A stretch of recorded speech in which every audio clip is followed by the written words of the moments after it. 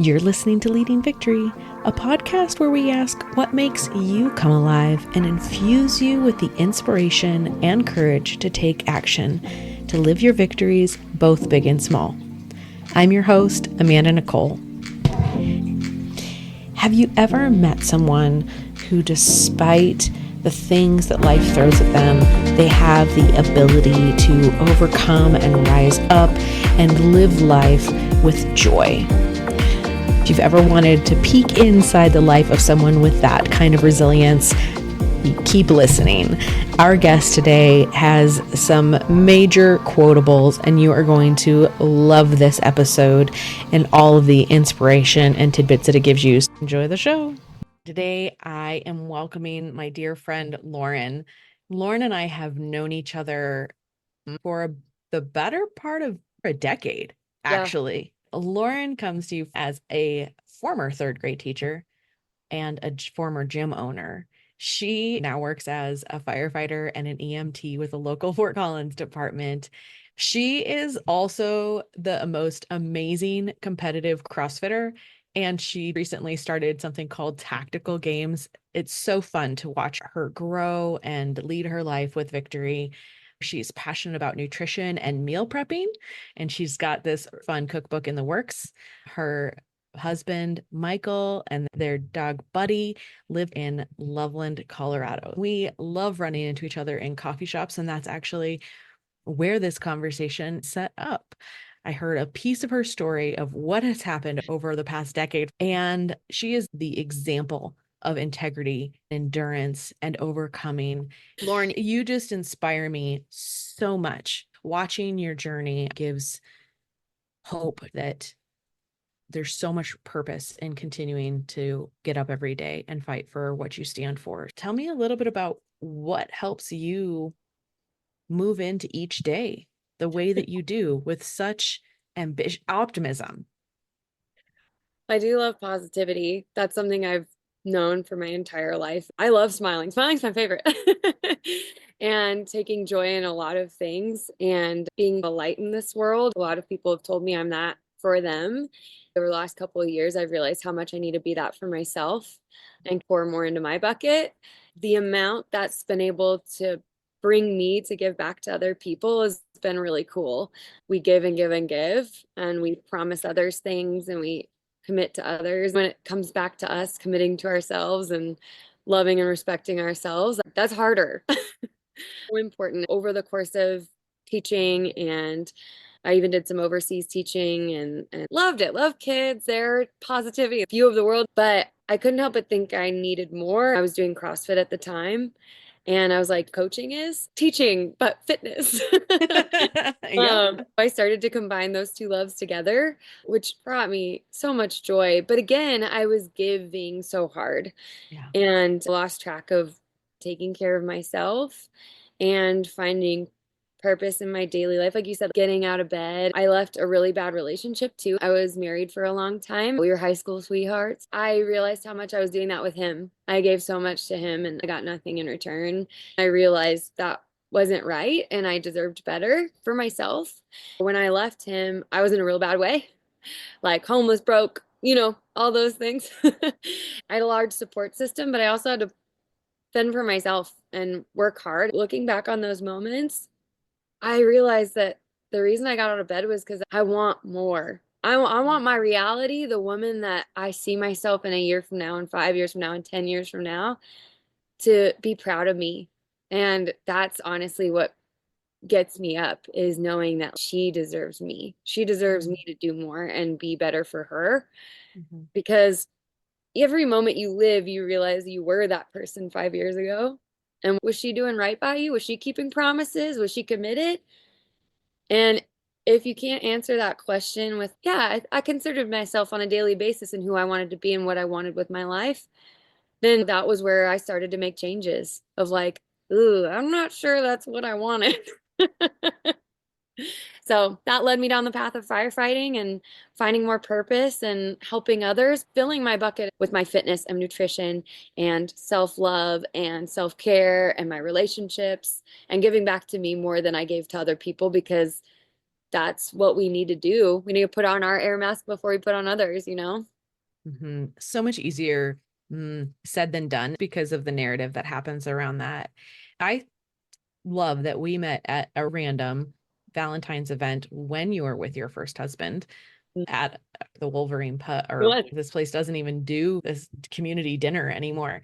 Is it okay if we dive in or you share a little bit more about that relationship? Because it was, from what you tell me, a little bit more than just a hard relationship. Yeah, it kind of destroyed me as a person a little bit. I've been positive since I was really young and happy. And this person, we were fine in the beginning. You wouldn't be with someone if you knew what it ended like. You know, 100%. you're smarter than that. Inevitably, we dig ourselves into really big holes. We live in a place of who else would love me like that? How do I go anywhere else? We make this false reality where this is all we get. And that's not true. But this person wanted me to be less, wanted me to be a servant to him without giving back to me. I did everything. I cooked, I cleaned, I helped, and his excuse was that he worked a lot. And as someone who works a lot now, you can still be really nice to your spouse. You can still contribute to the household. You can still love them. I think his love was conditional. I think a lot of relationships are like that, and we don't realize it until it's done or till we're gone. Someone that loves us unconditionally, and we compare the two, and we're like, oh, you only loved me when I did this, or you loved me more because I looked like this. And that's not real love, you know? That's a transactional relationship. Yeah. Um, and I fully believe that I want to be my real self and unapologetically me and happy. And I don't need to turn my volume down like he always told me to. And I don't need to listen to people justifying why they treat me poorly. That relationship was awful for me. And he was verbally and emotionally abusive. But what came out of that was I know what I need, I know what I deserve. And I know what love looks like. And I know what it doesn't look like. It's hard to leave. It's hard to say thank you. He brought me to Colorado. He taught me those lessons. I'm grateful that I went through all of that because it definitely made me more outwardly myself. Mm-hmm. What was the moment that clicked for you to give you the courage to step away, especially from a cyclical, abusive type of relationship like that? Honestly, there was a event at our gym. So where I came from, everyone knew both of us. Like all our friends were our friends because we were high school sweethearts. Nobody ever really said anything about his behavior or what he said when I left the room. But then when I moved here and all of the people at the gym met him, they were like, was this an arranged marriage? I'm confused. Why is he mean? Why is he rude? You're not like that. Why is he mean to you? And I was justifying it. I was like, long hours. He's a veterinarian. It's tough. He's stressed. Did all those things in my head to feel like it was okay. But then one event we had, he was studying for some exam or something. We were having a blast at the gym. It was the St. Patrick's Day thing. We're doing beer and burpees and we got Oh my crazy. It was gosh. so great. I texted him to come get me because we were winded down. But then right before he arrived, everyone was like, let's grill. Let's grill out, have lunch. Let's just hang out. When he got there, I was like, hey, I'm so sorry you drove all the way up here. We lived in Loveland at the time, so we had to drive. I was like, I'd want to stay. I want to stay with them. You could stay. I want to stay. And someone else will drive me home. You don't have to drive back up here. He got a little physical. He got really angry, screamed at me that I always made these bad choices and I didn't consider him first, which was never true. Mm-hmm. Mm-hmm. People kind of stepped in and were saying like, this is the last drive for you. I did that thing. I was like, no, he had to drive. I understand. It's frustrating. He can yell. It's fine.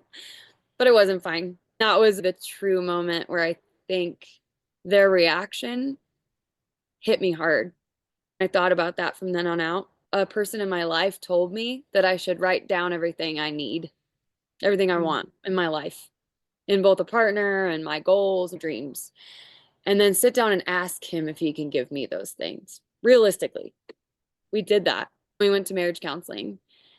And he did that thing where he pivoted 360. I always wanted tattoos. They're beautiful. He always told me tattoos are gross. Women that wear them are slutty. They're ugly. They're skanks. Like all those words that are really inappropriate to use against women. And tattoos don't define that at all.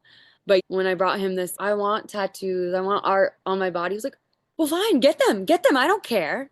And started to do that, like, don't leave me, don't go anywhere. I'll change my mind about everything that I've ever said to you. And that's when I realized he's scared. He knows that I'm gone already, and he knows what he did. He knows that he was wrong, and it just never resolved itself. Just having other people's reactions and having really honest conversations with him that were hard. They weren't easy. It all came together. It just like all, I was like, oh, oh, oh.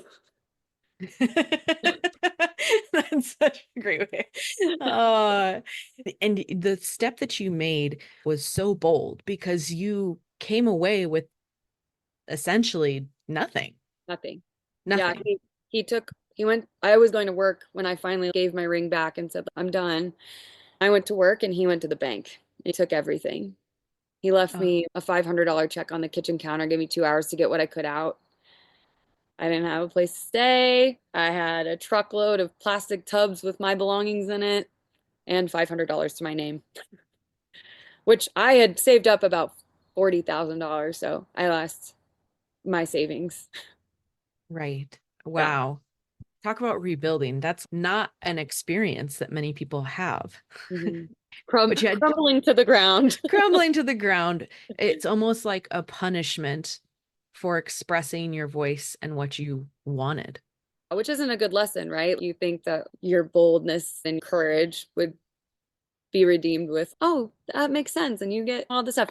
But truthfully, in the end of it all, the real rub of it all is that I'm so much happier. I'm so much better. Mhm. I have that money back and I have love. So it didn't take everything from me. If anything, it gave me what I needed to be where I am now. Oh, that's beautiful. So the next step out of that, you still owned the gym, and that was a huge part of your community. Oh, yeah. Yeah. I And would I have mean, left it if it weren't for them, truthfully. That moment wouldn't have happened. so then you had to make another really big decision, which was closing that gym. And as somebody who's closed fitness programs before, it's painful. Yeah. It's painful because you are that community's person, the place that gathers. Yeah. And yet I think they all understood why it needed to close. I think you survived your gym through COVID. Yeah. Yeah. So Um, it was hard, but we reopened when we were allowed to after mhm. quarantine. We rented out all our equipment. I ran 6 classes a day on Zoom. We did social events on Saturdays on Zoom. Met at the when we could, we started meeting at the park really far away from each other. We kept a lot of our membership, but not all of it. We were already struggling. I had to pay rent the whole time, which we had a giant warehouse, so it was not cheap. Right. And a lot of people, if they were like, I lost my job in COVID, I would give them time to not pay, and not a great business choice, but I still feel good about it.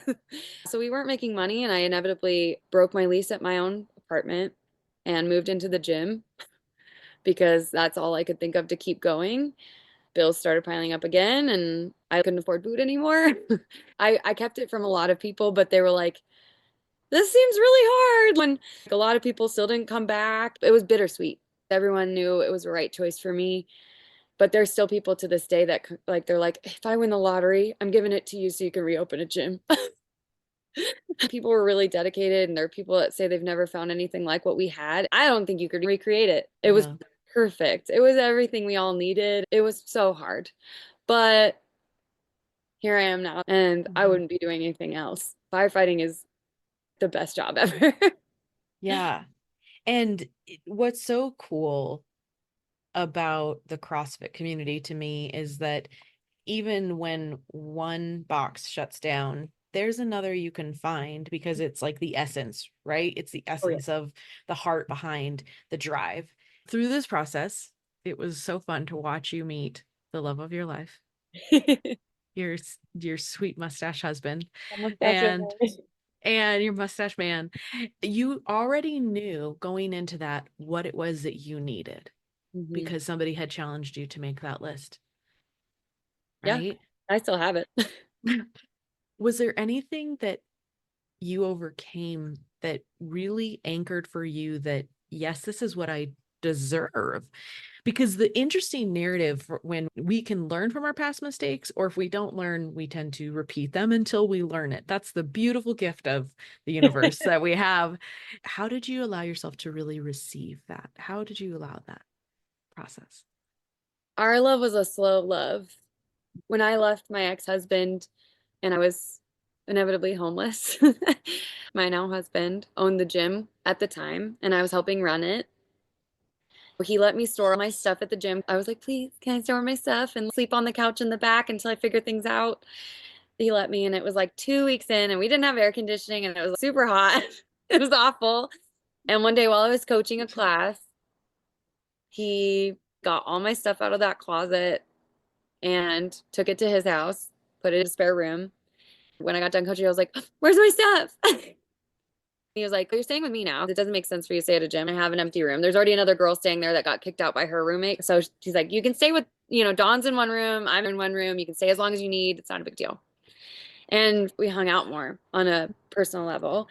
He has been hurt too, very similar to me. A lot of terrible circumstances. And he got injured in Iraq. His ex-wife basically left him because he got injured and she cheated on him. Terrible reasons to leave somebody. So he struggled with love and trust for a very long time. This slow burning friendship and love that we created, we didn't even say I love you till we got engaged 6 years later. That's awesome. We just let it be what it was, take its time and enjoy each other's company. One of the things that he taught me and teaches me every day is that when he spends time with me, it's because he wants to. He doesn't keep score. He doesn't play games. If he's in my presence, it's because he genuinely enjoys it. If he does an act of service, which is truly his love language, it's because he wanted to. He didn't feel like he had to. He didn't feel like it was a condition of my love. He does it because he truly wants to show me love and show me that he cares with his actions. I felt like maybe I had never felt that way with people. I think sometimes we feel forced to be around people or forced to do something. And maybe not in a bad way, just more like, oh, I haven't done something for them and I probably should do something for them or whatever it might be. And he just doesn't do that. He's like, I don't want to do it, so I'm not doing it.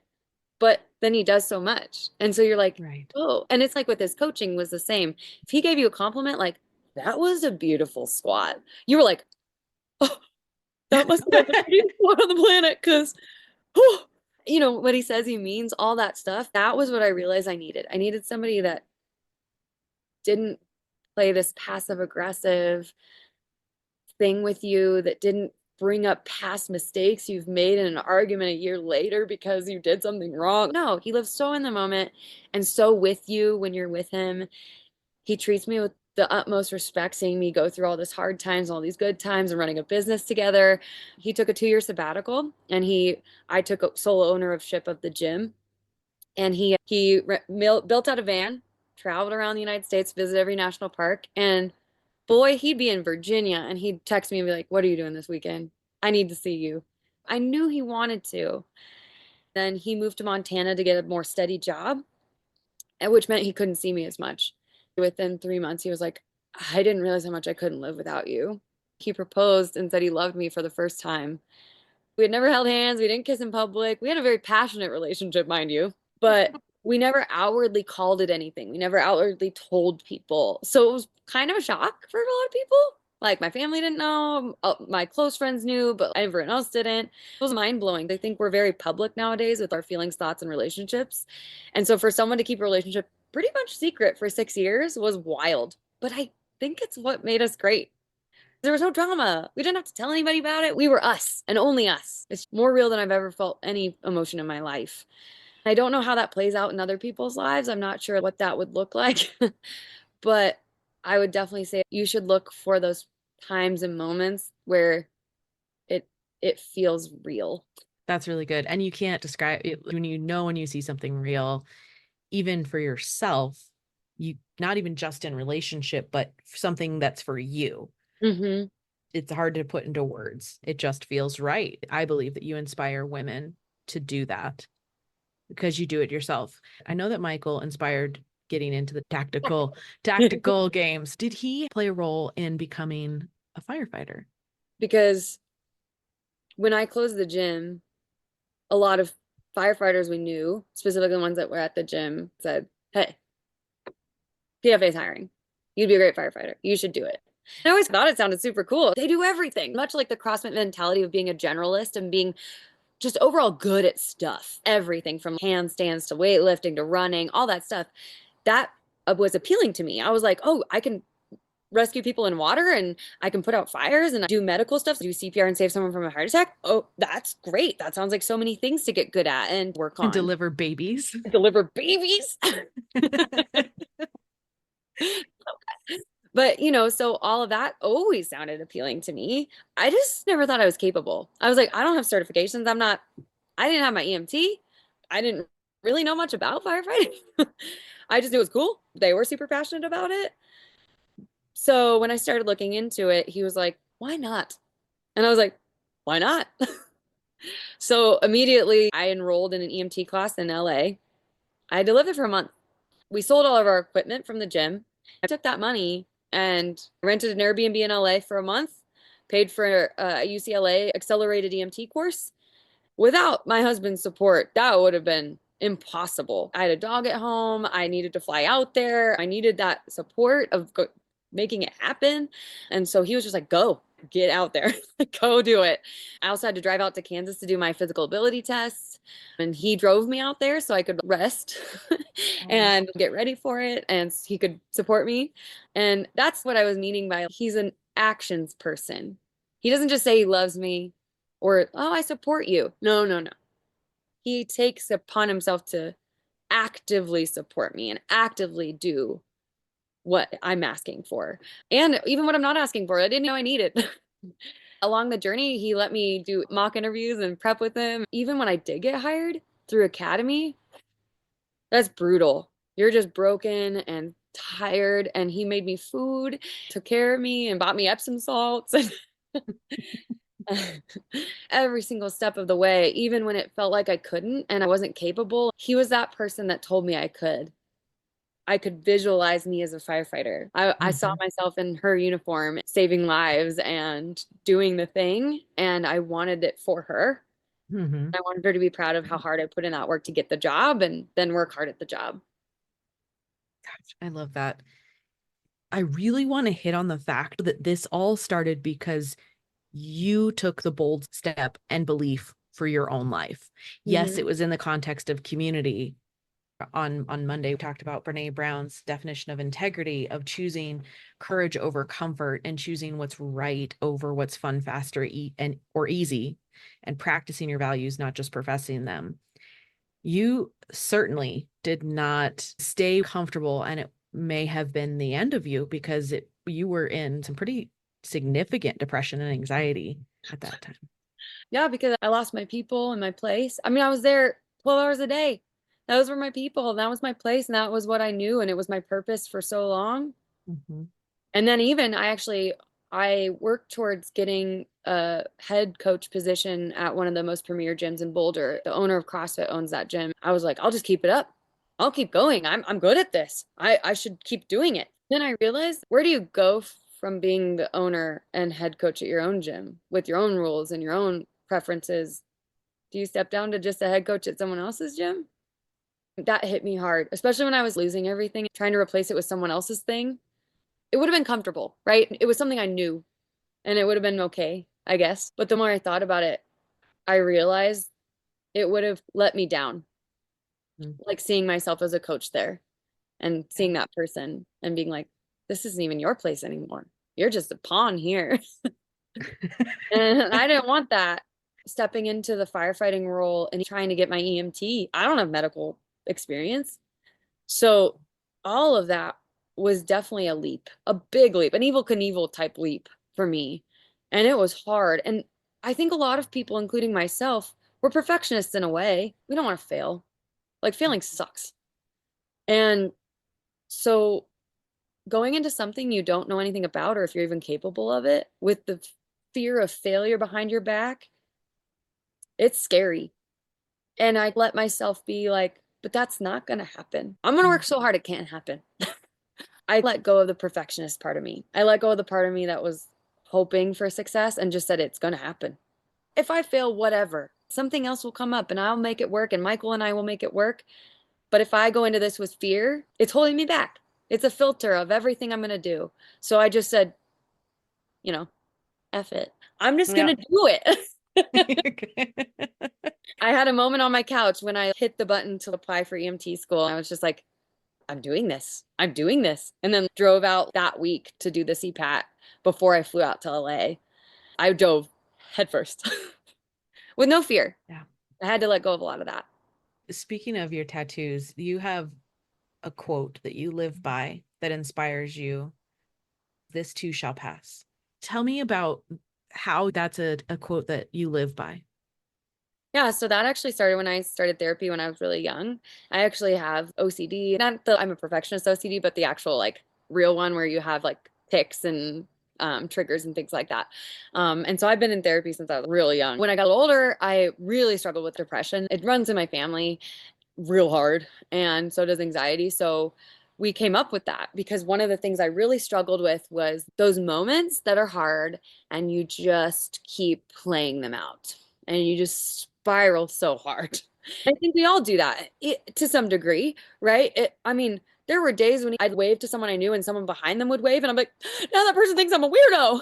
And then I'm like, what if that person is telling all their friends that like, this girl, she was weird? I mean, I'd spiral about anything, and it was awful. So this too shall pass was the words I would use to show myself that every this I've experienced is gone. It's in the past. It passed me by regardless of how I felt about it. So whether I spiraled or not, whether I felt terrible about it or not, it still is back there. It's behind me now. So this too shall pass to me means that this is going to be back there and I'm going to be up here being fine. I'm going to be better. I'm going to thrive as I watch it go. I think we really struggle with creating false narratives and a false reality about what happens to us instead of just letting it go. Feel it, let it go. Let it pass you by because this moment is more important than that moment. And how we react to that moment and that we've been through is what creates the person we become in that next moment. So I use it a lot. Every time something happens to me, I feel it. That was not really great. I might cry a little, but now I'm okay. Pass. Let it pass. Next tomorrow. Solutions. We're creating better narratives for ourselves. We're not going to create this fantasy world where I'm like, now this person hates me. No, I'm going to ask them, hey, did I offend you? I felt like you made a weird face and I didn't like how that interaction went. Can we talk about it? And then if they're like, I don't even know what you're talking about. What face did I make? You didn't piss me off. I'm like, cool, pass.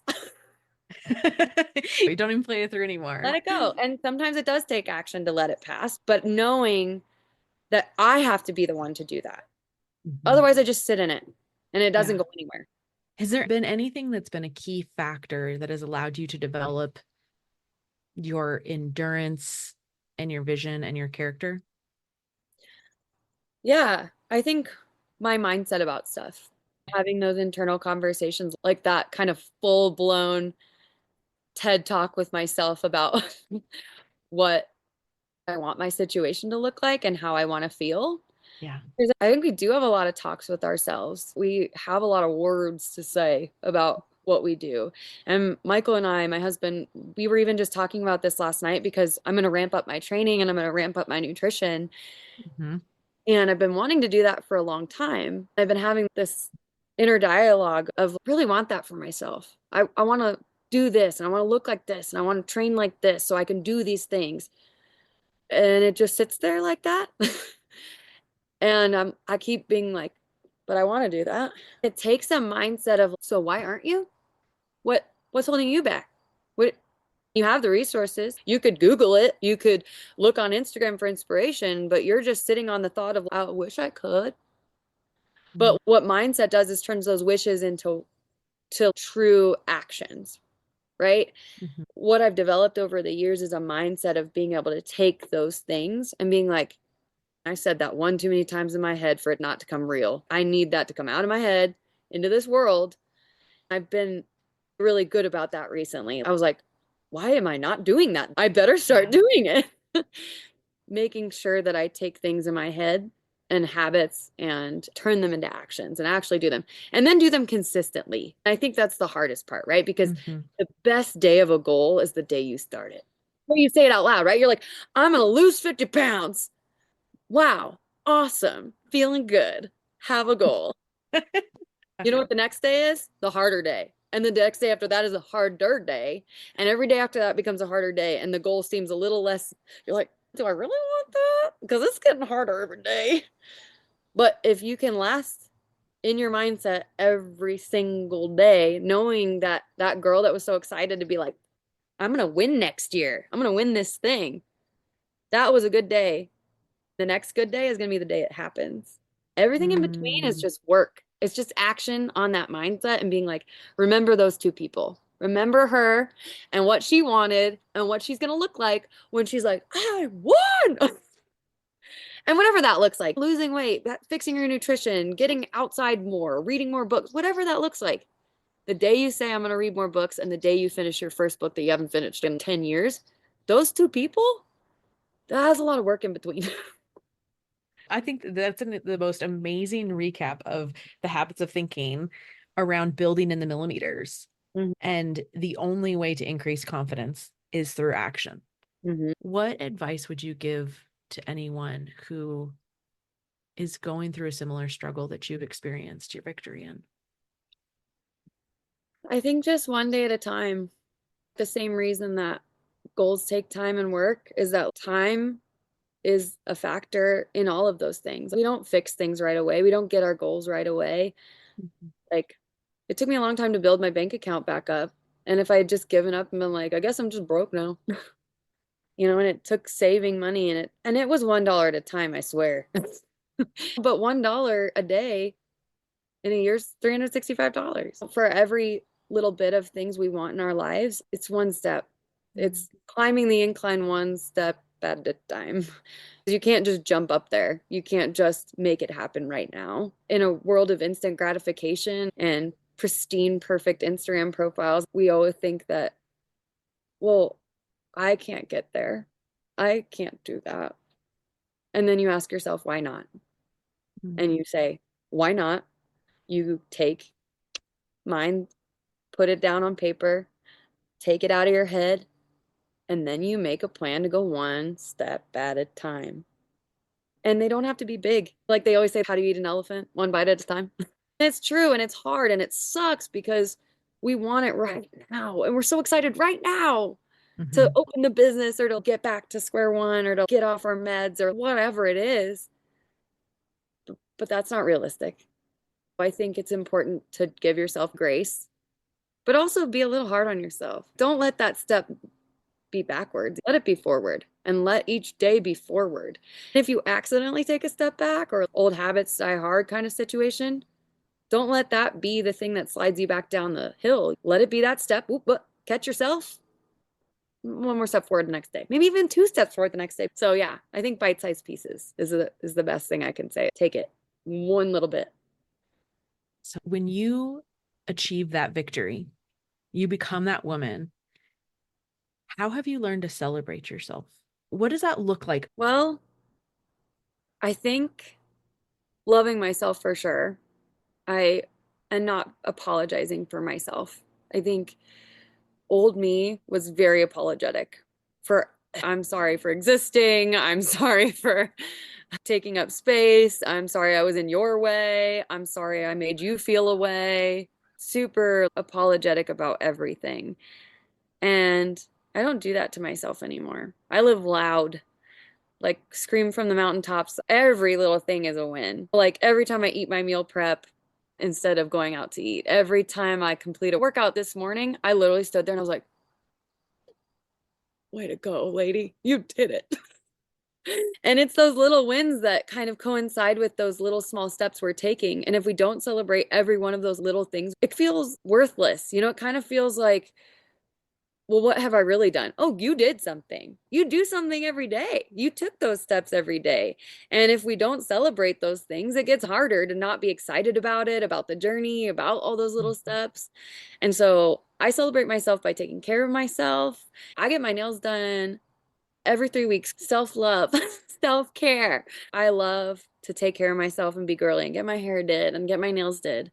But true self-love comes from those things I'm eating and the water that I drink and the times I go to the gym. That's celebrating yourself. That's promising yourself that you're going to take care of yourself. Just like we take care of other people. For all my parents out there, I'm not a parent, but I hear people say all the time, like, oh, I'd do anything for my kids. I'm like, would you be healthy for them? Mm. Would you show them what it looks like to celebrate yourself and your body and what it's capable of? Would you be willing to do that? Or are you just willing to jump in front of a car for them? What does it look like for you to celebrate yourself in a way where longevity becomes a part of your life and loving yourself in the long term, which means taking care of yourself, whether that be glamorizing yourself or eating healthy or walking on the treadmill. All of that can be a celebration of life and what you deserve. Mm-hmm. For those of us who have daughters, it gives the next generation the permission to do the same. Absolutely. To take time to be unapologetically healthy, Yeah. that's important to make the time to show them that I'm going to go to the gym. I'm busy, but I'm going to make it happen because it's important. Yeah. Yeah. The theme around the quote that I stand on for this show is from Howard Thurman. It says, "Don't ask what the world needs, ask what makes you come alive and go do it." Because what the world needs is people who have come fully alive. What is it that makes you come fully alive? Oh, I think trusting myself enough to make leaps, knowing that I'll handle anything that comes after that, whether it be failure or success. Respecting myself enough to keep promises of what I want and not letting myself down. If I promise something, I'm going to hold that promise to myself, just like I would with any good friend I have. I love myself enough to say nice things about myself and be confident. And when people compliment me, I'm like, yeah, I do look good. Thank you. Just appreciating the journey that I've been on, knowing full well where I've come from, and that celebration of I took all those steps. And I love every moment where what I've done paid off and loving where I'm going. And that future self, I love her. I love what she looks like. I love how happy she is. And it's because of the work I'm putting in today. I can go to bed at night feeling so joyful and alive and ready to wake up to be even more so the next day because I really like myself and I like who I've become. And I didn't always like that. I didn't always like who I was or how I was treated or how I treated myself. Mm. Once we start to learn that the one person we need to love the most is ourselves, you can thrive on that. Then we become alive. You can truly live in a body and a mind that you appreciate, respect, and love. And then you get to share that with other people. I love sharing myself with people like that. You want to hang out with this girl? Because she's pretty great. Going into the weekend, the final thoughts. I'd love to leave everybody with a mental high five, a word of wisdom from you. What is the high five that you have for everybody as they choose their own adventure coming into the weekend? So I love that you picked a quote for your podcast. So I picked my own quote that I think summarizes a little bit about how I feel in a new way. This is by Steve Maraboli. He said, the victim mindset dilutes human potential. By not accepting personal responsibility for our circumstances, we greatly reduce the power to change them. What I hear that as is be your own dang hero. You are player one.